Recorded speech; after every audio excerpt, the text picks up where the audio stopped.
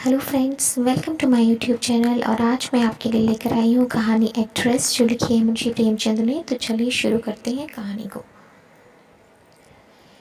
रंगमंच का पर्दा गिर गया। तारा देवी ने शकुंतला का पाठ खेलकर दर्शकों को मुग्ध कर दिया था। जिस वक्त वह शकुंतला के रूप में राजा दुष्यंत के सम्मुख खड़ी ग्लानि, वेदना और तिरस्कार से उत्तेजित भावों को आग्नेय शब्दों में प्रकट कर रही थी, दर्शक वृंद शिष्टता के नियमों की उपेक्षा करके मंच की ओर उन्मत्तों की भांति दौड़ पड़े थे और तारा देवी का यशोगान करने लगे थे। कितने ही तो स्टेज पर चढ़ गए और तारा देवी के चरणों पर गिर पड़े। सारा स्टेज फूलों से पट गया, आभूषणों की वर्षा होने लगी। यदि उसी क्षण मेनिका का विमान नीचे आकर उसे उड़ा ना लेता तो कदाचित उस धक्कम धक्के में 10-5 आदमियों की जान पर बन जाती। मैनेजर ने तुरंत आकर दर्शकों को गुणग्राहकता का धन्यवाद दिया और वादा भी किया कि दूसरे दिन फिर वही तमाशा होगा। तब लोगों का मोहान्माद शांत हुआ, मगर एक युवक उस वक्त भी मंच पर खड़ा रहा। लंबे कद का था, तेजस्वी मुद्रा, कुंदन का सा देवताओं का सा स्वरूप, घटी हुई देह, मुख से एक ज्योति सी प्रस्फुटित हो रही थी। कोई राजकुमार मालूम होता था। जब सारे दर्शकगण बाहर निकल गए, उसने मैनेजर से पूछा, क्या तारा देवी से एक क्षण के लिए मिल सकता हूँ? मैनेजर ने उपेक्षा के भाव से कहा, हमारे यहाँ ऐसा नियम नहीं है। युवक ने फिर पूछा, क्या आप मेरा कोई पत्र उसके पास भेज सकते हैं? मैनेजर ने उसी उपेक्षा के भाव से कहा, जी नहीं, क्षमा कीजिएगा, यह हमारे नियमों के विरुद्ध है। युवक ने और कुछ न कहा, निराश होकर स्टेज के नीचे उतर पड़ा और बाहर जाना ही चाहता था कि मैनेजर ने पूछा, ज़रा ठहर जाइए, आपका कार्ड? युवक ने जेब से कागज़ का एक टुकड़ा निकालकर कुछ लिखा और दे दिया। मैनेजर ने पुरसे को उड़ती हुई निगाह से देखा। कुंवर निर्मलकांत चौधरी ओबी। मैनेजर की कठोर मुद्रा कोमल हो गई। कुंवर निर्मलकांत, शहर के सबसे बड़े रईस और तालुकेदार, साहित्य के उज्ज्वल रत्न, संगीत के सिद्धहस्त आचार्य, उच्च कोटि के विद्वान, 8-10 लाख सालाना के नफेदार, जिनके दान से देश की कितनी ही संस्थाएं चलती थी, इस समय एक क्षुद्र प्रार्थी के रूप में खड़े थे। मैनेजर अपनी उपेक्षा भाव पर लज्जित हो गया। विनम्र शब्दों में बोला, क्षमा कीजिएगा, मुझसे बड़ा अपराध हुआ। मैं अभी तारा देवी के पास हुजूर का कार्ड लिए जाता हूँ। कुंवर सिंह ने उसे रोकने का इशारा करके कहा, नहीं, अब रहने ही दीजिए, मैं कल 5 बजे आऊँगा। इस वक्त तारा देवी को कष्ट होगा, यह उनके विश्राम का समय है। मैनेजर, मुझे विश्वास है कि वो आपकी खातिर इतना कष्ट सहर्ष सह लेंगी। मैं 1 मिनट में आता हूँ। किंतु कुंवर साहब अपना परिचय देने के बाद अपनी आतुरता पर संयम का पर्दा डालने के लिए विवश थे। मैनेजर को सज्जनता का धन्यवाद दिया और कल आने का वादा करके चले गए। तारा एक साफ सुथरे और सजे हुए कमरे में मेज के सामने किसी विचार में मग्न बैठी थी। रात का वह दृश्य उसकी आंखों के सामने नाच रहा था। ऐसे दिन जीवन में क्या बार बार आते हैं? कितने मनुष्य उसके दर्शनों के लिए विकल हो रहे हैं, बस एक दूसरे पर फाट पड़ते हैं। कितनों को उसने पैरों से ठुकरा दिया था। हाँ, ठुकरा दिया था, मगर उस समूह में केवल एक दिव्य मूर्ति अविचलित रूप से खड़ी थी। उसकी आंखों में कितना गंभीर अनुराग था, कितना दृढ़ संकल्प। ऐसा जान पड़ता था मानो दोनों नेत्र उसके हृदय में चुभे जा रहे हों। आज फिर उस पुरुष के दर्शन होंगे या नहीं, कौन जानता है, लेकिन यदि आज उनके दर्शन हुए तो तारा उनसे एक बार बातचीत किए बिना ना जाने देगी। यह सोचते हुए उसने आईने की ओर देखा। कमल का फूल सा खिला था। कौन कह सकता था कि वह नव विकसित पुष्प 33 वसंतों की बहार देख चुका है। वह कांति, वह कोमलता, वह चपलता, वह माधुर्य किसी नवयौवना को लज्जित कर सकता था। तारा एक बार फिर हृदय में प्रेम दीपक जला बैठी। आज से 20 साल पहले एक बार उसको प्रेम का कटु अनुभव हुआ था। तब से वह एक प्रकार का वैधव्य जीवन व्यतीत कर रही थी। कितने प्रेमियों ने अपना हृदय उसको भेंट करना चाहा था, मगर उसने किसी की ओर आंख उठाकर भी न देखा। उसे उनके प्रेम में कपट की गंध आती थी, मगर आज उसका संयम उसके हाथ से निकल गया। एक बार फिर आज उसे हृदय में उसी मधुर वेदना का अनुभव हुआ जो 20 साल पहले हुआ था। एक पुरुष का सौम्य स्वरूप उसकी आंखों में बस गया, हृदय पट पर खिंच गया। उसे वह किसी तरह भूल ना सकती थी। उसी पुरुष को उसने मोटर पर जाते हुए देखा होता तो कदाचित उधर ध्यान भी ना करती, पर उसे अपने सम्मुख प्रेम का उपहार हाथ में लिए देख कर वह स्थिर ना रह सकी। सहसा दाई ने आकर कहा, बाई जी, रात की सब चीज़ें रखी हुई हैं, कहिए तो लाऊं? तारा ने कहा, नहीं, मेरे पास चीज़ें लाने की ज़रूरत नहीं, मगर ठहरो, क्या क्या चीज़ें हैं? एक ढेर का ढेर तो लगा है भाई जी, कहाँ तक गिनाऊँ? अशरफियाँ हैं, ब्रूचेस हैं, बाल के पिन, बटन, लॉकेट, अंगूठियाँ सभी तो हैं। एक छोटे से डिब्बे में एक सुंदर हार है। मैंने आज तक वैसा हार नहीं देखा। सब संदूक में रख दिया है। अच्छा, वह संदूक मेरे पास ला। दाई ने संदूक लाकर मेज पर रख दिया। उधर एक लड़के ने एक पत्र लाकर तारा को दिया। तारा ने पत्र को उत्सुक नेत्रों से देखा। कुंवर निर्मलकांत ऊबी, लड़के से पूछा, यह पत्र किसने दिया? वह तो नहीं जो रेशमी साफा बांधे हुए थे? लड़के ने केवल इतना कहा, मैनेजर साहब ने दिया है, और लपका हुआ बाहर चला गया। संदूक में सबसे पहले डिब्बा नजर आया। तारा ने उसे खोला तो सच्चे मोतियों का सुंदर हार था। डिब्बे में एक तरफ एक कार्ड भी था। तारा ने लपक कर उसे निकाल लिया और पढ़ा, कुंवर निर्मलकांत। कार्ड उसके हाथ से छूटकर गिर पड़ा। वह झपट कर कुर्सी से उठी और बड़े वेग से कई कमरों और बरामदों को पार करती मैनेजर के सामने आकर खड़ी हो गई। मैनेजर ने खड़े होकर उसका स्वागत किया और बोला, मैं रात की सफलता पर आपको बधाई देता हूँ। तारा ने खड़े खड़े पूछा, कुंवर निर्मलकांत क्या बाहर है? लड़का पत्र देकर भाग गया। मैं उससे कुछ पूछ ना सकी। कुंवर साहब का रुक्का तो रात ही तुम्हारे चले जाने के बाद मिला था, तो आपने उसी वक्त मेरे पास क्यों ना भेज दिया? मैनेजर ने दबी जुबान में कहा, मैंने समझा तुम आराम कर रही होगी, कष्ट देना उचित ना समझा। और भाई, साफ बात यह है कि मैं डर रहा था, कहीं कुंवर साहब को तुमसे मिलाकर उन्हें तुम्हें खो ना दूँ। अगर मैं औरत होता तो उसी वक्त उनके पीछे हो लेता। ऐसा देवरूप पुरुष मैंने आज तक नहीं देखा। वही जो रेशमी साफा बांधे खड़े थे तुम्हारे सामने, तुमने भी तो देखा था। तारा ने मानो अर्ध निद्रा की दशा में कहा, हाँ देखा तो था। क्यों, क्या यह फिर आएंगे? हाँ, आज 5 बजे शाम को। बड़े विद्वान आदमी है और इस शहर के सबसे बड़े रईस। आज मैं रिहर्सल में ना आऊँगी। कुंवर साहब आ रहे होंगे। तारा आईने के सामने बैठी है और दाई उसका श्रृंगार कर रही है।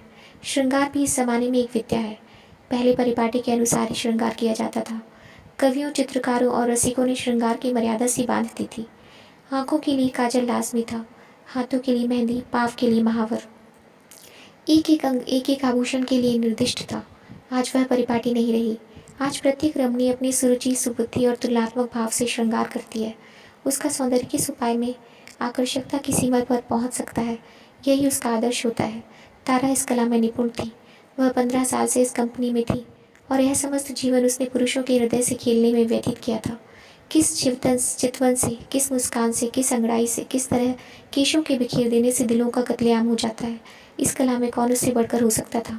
आज उसने चुन चुन कर आजमाते हुए तीर तर्कस से निकाले, और जब अपने अस्त्रों से सच कर वह दीवान खाने में आई तो जान पड़ा मानो संसार का सारा माधुर्य उसकी बलाएं दे रहा है। वह मेज के पास खड़ी होकर कुंवर साहब का कार्ड देख रही थी। उसके कान मोटर की आवाज़ की ओर लगे हुए थे। वह चाहती थी कि कुंवर साहब इसी वक्त आ जाएं और उसे इसी अंदाज में खड़े देखें। इसी अंदाज से वह उसके अंग प्रत्यंगों की पूर्ण छवि देख सकते थे। उसने अपनी श्रृंगार कला से काल पर विजय पाली थी। कौन कह सकता था कि वह चंचल नव यौवन उस अवस्था को पहुंच चुकी है जब हृदय को शांति की इच्छा होती है। वह किसी आश्रम के लिए आतुर हो उठता है और उसका अभिमान नम्रता के आगे सिर झुका देता है। तारा देवी को बहुत इंतजार ना करना पड़ा। कुंवर साहब शायद मिलने के लिए उससे भी उत्सुक थे। 10 ही मिनट के बाद उनकी मोटर की आवाज़ आई। तारा संभल गई। एक क्षण में कुंवर साहब ने कमरे में प्रवेश किया। तारा शिष्टाचार के लिए हाथ मिलाना भी भूल गई। प्रौढ़ावस्था में भी प्रेमी की उद्विग्नता और असावधानी कुछ कम नहीं होती। वह किसी सलज्जा युवती की भांति सिर झुकाई खड़ी रही। कुंवर साहब की निगाह आते ही उसका गर्दन पर पड़ी। वह मोतियों का हार जो उन्होंने रात को भेंट किया था चमक रहा था। कुंवर साहब को इतना आनंद और कभी ना हुआ। उन्हें एक क्षण के लिए ऐसा जान पड़ा मानो उसके जीवन की सारी अभिलाषा पूरी हो गई। बोले, मैंने आपको आज इतने सवेरे कष्ट दिया, क्षमा कीजिएगा। यह तो आपके आराम का समय होगा। तारा ने सर से खिसकती हुई साड़ी को संभाल कर कहा, इससे ज़्यादा आराम और क्या हो सकता है कि आपके दर्शन हुए। मैं इस उपहार के लिए और क्या आपको मनो धन्यवाद देती हूँ। अब तो कभी कभी मुलाकात होती रहेगी। निर्मल कांत ने मुस्कुराकर कहा, कभी कभी नहीं, रोज़। आप चाहे मुझसे मिलना पसंद ना करें, पर एक बार इस त्योड़ी पर सिर को झुका ही जाऊंगा। तारा ने भी मुस्कुराकर उत्तर दिया, उसी वक्त तक जब तक कि मनोरंजन की कोई नई वस्तु नज़र ना आ जाए। क्यों? मेरे लिए मनोरंजन का विषय नहीं, जिंदगी और मौत का सवाल है। हाँ, तुम इसे विनोद समझ सकती हो, मगर कोई परवाह नहीं। तुम्हारे मनोरंजनों के लिए मेरे प्राण भी निकल जाए तो मैं अपना जीवन सफल समझूंगा। दोनों तरफ से इस प्रीति को निभाने के वादे हुए। फिर दोनों ने नाश्ता किया और कल भोज का न्योता देकर कुंवर साहब विदा हुए। 1 महीना गुजर गया। कुंवर साहब दिन में कई बार आते। उन्हें एक क्षण का वियोग भी असह्य था। कभी दोनों बजरे पर दरिया की सैर करते, कभी हरी हरी घास पर। पार्कों में बैठे बातें करते, कभी गाना बजाना होता, नित्य नए प्रोग्राम बनते थे। सारे शहर में मशहूर था कि ताराबाई ने कुंवर सिंह को फांस लिया है और दोनों हाथों से संपत्ति लूट रही है। पर तारा के लिए कुंवर साहब का प्रेम ही एक ऐसी संपत्ति थी जिसके सामने दुनिया भर की दौलत कम थी। उन्हें अपने सामने देखकर उसे किसी वस्तु की इच्छा न होती थी। मगर 1 महीने तक इस प्रेम के बाजार में घूमने पर भी तारा को वह वस्तु ना मिली जिसके लिए उसकी आत्मा लोलुप हो रही थी। वह कुंवर साहब से प्रेम की, अपार और अतुल्य प्रेम की, सच्चे और निष्कपट प्रेम की बातें रोज सुनती थी, पर उसमें विवाह का शब्द ना आने पाता था। मानो प्यासे को बाजार में पानी छोड़कर और सब कुछ मिलता हो। ऐसे प्यासे को पानी के सिवा और किस चीज़ से तृप्ति हो सकती है? प्यास बुझाने के बाद संभव है और चीज़ों की तरफ उसकी रुचि हो, पर प्यासे के लिए तो पानी सबसे मूल्यवान पदार्थ है। वो जानती थी कि कुंवर साहब उसके इशारे पर प्राण तक दे देंगे, लेकिन विवाह की बात क्यों उनकी जुबान से नहीं मिलती? क्या इस विषय का कोई पत्र लिखकर अपना आशय कह देना संभव था? फिर क्या वह उसको केवल विनोद की वस्तु बनाकर रखना चाहते हैं? यह अपमान उससे न सहा जाएगा। कुंवर के इस इशारे पर वह आग में कूद सकती थी, पर यह अपमान उसके लिए असह्य था। किसी शौकीन रईस के साथ वह उससे कुछ दिन पहले शायद 1-2 महीने रह जाती और उसे नोच खसोट कर अपनी राह लेती, किंतु प्रेम का बदला प्रेम है। कुंवर साहब के साथ वह यह निर्लज जीवन न व्यतीत कर सकती थी। उधर कुंवर साहब के भाई बंद भी गाफिल न थे। वे किसी भांति उन्हें ताराबाई के पंजे से छुड़ाना चाहते थे। कहीं कुंवर साहब का विवाह ठीक कर देना ही एक ऐसा उपाय था जिससे सफल होने की आशा थी, और यही उन लोगों ने किया। उन्हें यह भय तो ना था कि कुंवर साहब इस एक्ट्रेस से विवाह करेंगे। हाँ, यह भय अवश्य था कि कहीं रियासत का कोई हिस्सा उसके नाम न कर दें या उसके आने वाले बच्चों को रियासत का मालिक न बना दें। कुंवर साहब पर चारों ओर से दबाव पड़ने लगे, यहाँ तक कि यूरोपियन अधिकारियों ने भी उन्हें विवाह कर लेने की सलाह दी। उस दिन संध्या समय कुंवर साहब ने ताराबाई के पास जाकर कहा, तारा, देखो, तुमसे एक बात कहता हूँ, इनकार न करना। तारा का हृदय उछलने लगा। बोली, कहिए, क्या बात है? ऐसी कौन वस्तु है जिसे आपकी भेंट करके मैं अपने को धन्य समझूं? बात मुँह से निकलने की देर थी। तारा ने स्वीकार कर लिया और हर्षोन्माद की दशा में रोती हुई कुंवर साहब के पैरों पर गिर पड़ी। एक क्षण के बाद तारा ने कहा, मैं तो निराश हो चली थी। आपने बड़ी लंबी परीक्षा ली। कुंवर साहब ने जुबान दांतों तले दबाई, मानो कोई अनुचित बात सुन ली हो। यह बात नहीं है तारा। अगर मुझे विश्वास होता कि तुम मेरी याचना स्वीकार कर लोगी तो कदाचित पहले ही दिन मैंने भिक्षा के लिए हाथ फैलाया होता, पर मैं अपने को तुम्हारे योग्य नहीं पाता था। तुम सद्गुणों की खान हो और मैं जो कुछ हूँ वह तुम जानती ही हो। मैंने निश्चय कर लिया था कि उम्र भर तुम्हारी उपासना करता रहूँगा। शायद कभी प्रसन्न होकर तुम मुझे बिना मांगे ही वरदान दे दो। बस यही मेरी अभिलाषा थी। मुझ में अगर कोई गुण है तो यही कि मैं तुमसे प्रेम करता हूँ। जब तुम साहित्य या संगीत या धर्म पर अपने विचार प्रकट करने लगती हो तो मैं दंग रह जाता हूँ और अपनी शुद्धता पर लज्जित हो जाता हूँ। तुम मेरे लिए सांसारिक नहीं स्वर्गीय हो। मुझे आश्चर्य यही है कि इस समय मैं मारी खुशी के पागल क्यों नहीं हो जाता। कुंवर साहब देर तक अपने दिल की बातें कहते रहे। उनकी वाणी कभी इतनी प्रागल्भ न हुई थी। तारा सिर झुकाए सुनती थी, पर आनंद की जगह उसके मुख पर एक प्रकार का क्षोभ, लज्जा से मिला हुआ अंकित हो रहा था। यह पुरुष इतना सरल हृदय, इतना निष्कपट है, इतना विनीत, इतना उदार। सहसा कुंवर साहब ने पूछा, तो मेरे भाग्य किस किस दिन उदय होंगे तारा? दया करके बहुत दिनों के लिए न टालना। तारा ने कुंवर साहब की सरलता से परास्त होकर चिंतित स्वर में कहा, कानून का क्या कीजिएगा? कुंवर साहब ने तत्परता से उत्तर दिया, इस विषय में तुम निश्चिंत रहो तारा, मैंने वकीलों से पूछ लिया है। एक कानून ऐसा है जिसके अनुसार हम और तुम एक प्रेम सूत्र में बंध सकते हैं। उसे सिविल मैरिज कहते हैं। बस आज ही के दिन यह शुभ मुहूर्त आएगा। क्यों? तारा सिर झुकाए रही, बोल न सकी। मैं प्रातःकाल आ जाऊंगा, तैयार रहना। तारा सिर झुकाए रही, मुंह से एक शब्द ना निकला। कुंवर साहब चले गए, पर तारा वही मूर्ति की भांति बैठी रही। पुरुषों के हृदय से क्रीड़ा करने वाली चतुर नारी क्यों इतनी विमूढ़ हो गई है? विवाह का एक दिन और बाकी है। तारा को चारों ओर से बधाइयाँ मिल रही हैं। थिएटर के सभी स्त्री पुरुषों ने अपने सामर्थ्य के अनुसार उसे अच्छे अच्छे उपहार दिए हैं। कुंवर साहब ने भी आभूषणों से सजा हुआ एक सिंगारदान भेंट किया है। उनके 2-4 अंतरंग मित्रों ने भांति भांति के सौगात भेजे हैं, पर तारा के सुंदर मुख पर हर्ष की रेखा भी नहीं नजर आती। वह क्षुब्ध और उदास है। उसके मन में 4 दिनों से निरंतर यही प्रश्न उठ रहा है, क्या कुंवर के साथ विश्वासघात करे? जिस प्रेम के देवता ने उसके लिए अपने कुल मर्यादा को तिलांजलि दे दी, अपने बंधुजनों से नाता तोड़ा, जिसका हृदय हिमकंड के समान निष्कलंक है, पर्वत के समान विशाल, उसी से कपट करे? नहीं, वह इतनी नीचता नहीं कर सकती। अपने जीवन में उसने कितने ही युवकों से प्रेम का अभिनय किया, कितने ही प्रेम की मतवालों को वह सब्ज भाग दिखा चुकी, पर कभी उसके मन में ऐसी दुविधा ना हुई, कभी उसके हृदय से उसका तिरस्कार ना किया था। क्या इसका कारण इसके सिवा कुछ और था कि ऐसा अनुराग उसे और कहीं नहीं मिला था? क्या वह कुंवर साहब का जीवन सुखी बना सकती है? हाँ, अवश्य। इस विषय में उसे लेश मात्र भी संदेह नहीं था। भक्ति के लिए ऐसी कौन सी वस्तु है जो असाध्य हो? पर क्या वह प्रकृति को धोखा दे सकती है? ढलते हुए सूर्य में मध्याह्न का सा प्रकाश हो सकता है? असंभव। वह स्फूर्ति, वह चपलता, वह विनोद, वह सरल छवि, वह तल्लीनता, वह त्याग, वह आत्मविश्वास वो कहाँ से लाएगी, जिसके सम्मिश्रण को यौवन कहते हैं? नहीं, वह कितना ही चाहे पर कुंवर साहब के जीवन को सुखी नहीं बना सकती। बूढ़ा बैल कभी जवान बछड़ों के साथ नहीं चल सकता। आह, उसने यह नौबत ही क्यों आने दी? उसने क्यों कृत्रिम साधनों से, बनावटी श्रृंगार से कुंवर को धोखे में डाला? अब इतना सब कुछ हो जाने पर वह किस मुख से कहेगी कि मैं रंगी हुई गुड़िया हूँ? जवानी मुझसे कब की विदा हो चुकी, अब केवल उसका पदचिन्ह रह गया है। रात के 12 बज गए थे। तारा मेज़ के सामने इन्हीं चिंताओं में मग्न बैठी हुई थी। मेज़ पर उपहारों के ढेर लगे हुए थे, पर वह किसी चीज़ की ओर आँख उठाकर भी ना देखती। अभी 4 दिन पहले वह इन्हीं चीज़ों पर प्राण देती थी। उसे हमेशा ऐसी चीज़ों की तलाश रहती थी जो काल के चिन्हों को मिटा सके, पर अब उन्हीं चीज़ों से उसे घृणा हो रही है। प्रेम सत्य है, और सत्य और मिथ्या दोनों एक साथ नहीं रह सकते। तारा ने सोचा क्यों ना यहाँ से कहीं भाग जाए, किसी ऐसी जगह चली जाए जहाँ कोई उसे जानता भी ना हो। कुछ दिनों के बाद जब कुंवर का विवाह हो जाए तो वह फिर आकर उनसे मिले और यह सारा वृत्तांत उनसे कह सुनाए। इस समय कुंवर पर वज्रपात सा होगा। हाय, न जाने उनकी दशा होगी, पर उसके लिए इसके सिवा और कोई मार्ग नहीं था। अब उनके दिन रो रो कर कटेंगे, लेकिन उसे कितना ही दुख क्यों न हो, वह अपने प्रियतम के साथ छल नहीं कर सकती।